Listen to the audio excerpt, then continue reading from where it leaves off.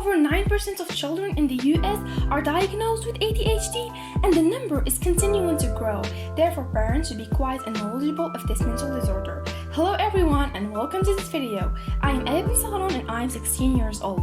Now, let us move to ADHD, which is basically the abbreviation of Attention Deficit Hyperactivity Disorder.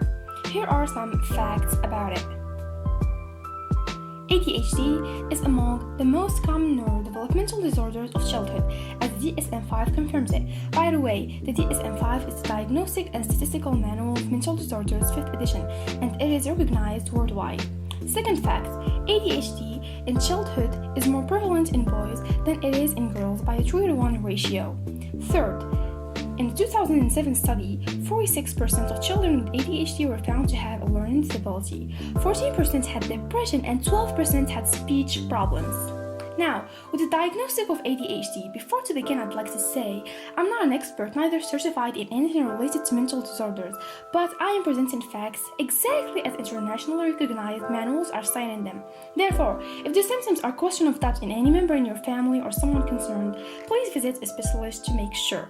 To begin, we must know that those symptoms should be present before the age of 12 years old and at least consistent for 6 months, occurring in multiple environments such as home and school, for example. If not, then it may be another mental disorder.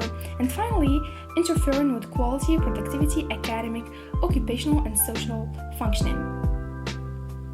The symptoms are mainly related to hyperactivity and inattention.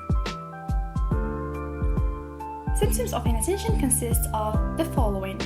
First, lack of attention to details or tending to do careless mistakes. Second, difficulty sustaining attention or not listening to others' paroles. Then, easily distracted or not following through on instructions. Forgetful in daily activities. Losing and misplacing objects, and therefore difficulty organizing tasks and activities. And finally, avoiding sustained mental efforts, such as thinking about problem sets or doing homework.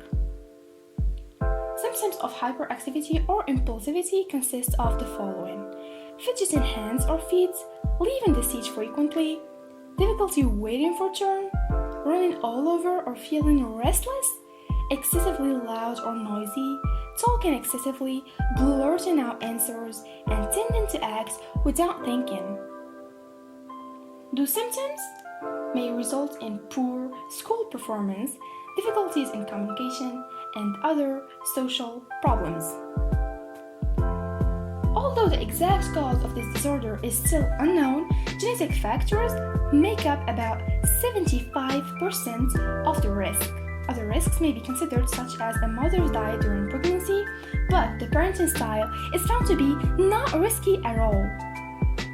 Now, as I am expecting at least, most of you should have become familiar with this mental disorder.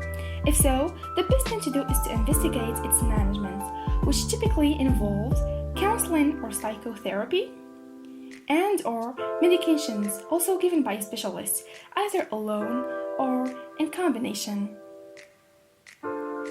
For further information about the treatment or else, please visit a specialist and do not rely completely on the accuracy of random references.